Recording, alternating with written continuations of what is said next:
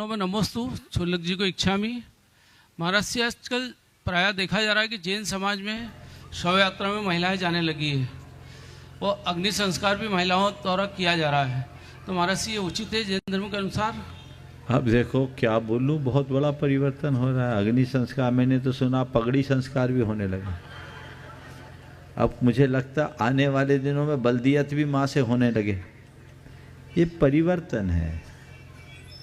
देखिए, स्त्री पुरुष को कम आंकना कतई उचित नहीं है, लेकिन परंपराओं को पूरी तरह बदल देना उचित नहीं।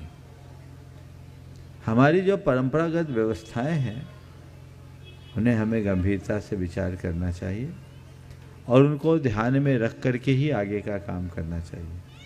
अभी जिस तरह के कार्य होने लगे हैं वो हमारी मूलभूत परंपरा के अनुकूल नहीं। फर्क, सवाल इसका नहीं है कि कोई अग्नि संस्कार स्त्री दे सकती है या नहीं दे सकती। दे देना कोई बहादुरी का भी काम नहीं है। अगर अग्नि संस्कार किसी स्त्री ने किसी का कर दिया तो कौन सी बहादुरी का काम किया? कोई उसे उपलब्धि के रूप में गिनना चाहिए क्या कि अपने बाप के अंत्येष्टि पर उसने अग्नि संस्कार देकर कोई बड़ा काम कर लिया, उनकी पीठ ठोके? क्या है?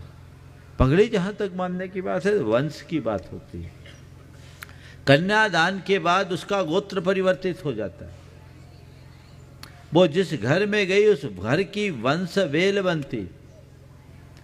अब उसका गोत्र ही बदल गया तो वो उस वंश की संवाहिका बनी, उस वंश की बेल बनी, तो पगड़ी उस घर का बनना चाहिए। इस घर का कैसे? ये तो परंपरा से खिलवाड़ है। हमारे हजारों साल की जो एक परंपरा है, सांस्कृतिक पहचान है, वो छिन्न भिन्न हो रही। और ये सब पश्चिमी जीवन मूल्यों के अंधानुकरण का कुपरिणाम है। हमारे तथाकथित आधुनिकतावादी लोग ऐसी बातों की अब सराहना भी करने लगे, लेकिन ये कतई प्रश्रय देने के योग्य नहीं है। इसके दूरगामी परिणाम बहुत गंभीर होंगे जिसे लोग आज नहीं समझ पा रहे। ये हमारी पहचान को खोने वाले, खंडित कर देगी। आज वंश परंपरा कैसे, आज वंश वृक्ष पूरा का पूरा देखा जाता था, तो कैसे चलेगा? तो ये चीजें निश्चित रूप से हमारी संस्कृति के विरुद्ध है।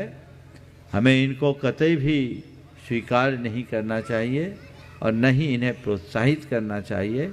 आप ये सोचें कि बहुत अच्छा, बहुत अच्छा। मेरी दृष्टि से ये कुपरंपरा की शुरुआत है। इसका परिणाम कतई अच्छा नहीं लगेगा। करें जैसे हमारे यहाँ पहले भी ऐसे बहुत लोग हुए जिनकी बेटियाँ हुई, बेटा नहीं हुआ, तो कोई व्यवस्था की।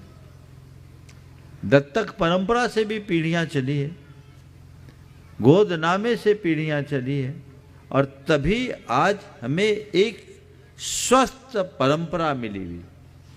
अगर ये सब इसी तरह छिन्न भिन्न होते रहे तो आने वाले दिनों में हमें बहुत बुरी स्थिति का सामना करना पड़ेगा।